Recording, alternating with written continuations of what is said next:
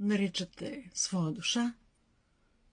Нарцисистата нарича сродна душа, наричате любовта на живота си. Започват обещания, започват обожани, приключения, комплименти. Издигате на пиедестал. Добре дошли в фазата на лавбомбинг. Не, тук не става въпрос за романтика, тук не става въпрос за любов. Тук става въпрос за емоционална обвързаност и зависимост. Тук става въпрос по-скоро за хорор филм. Защото тази начална фаза не е акт на признание в любов. Тя е начин нарцисистът да те закачи на своята въдица. Нарцисистът може да бъде както мъж, така и жена. И вие попадате в тази въртележка, в която след лавбомбинг фазата идва фазата на обезценяването.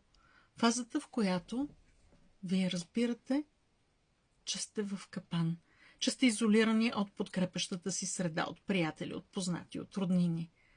Нарцисистът иска да ви има само за себе си. Той да определя правилата. Той да ви казва какво да правите, как да се чувствате, как да реагирате. Той желае да доминира, да контролира.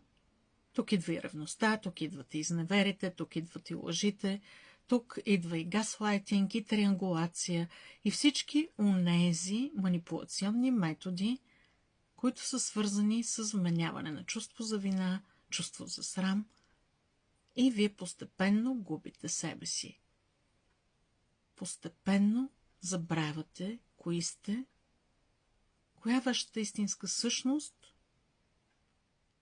губите контакт с тялото си, губите контакт с емоциите си, с мислите си и се превръщате в една марионетка на нарцисиста.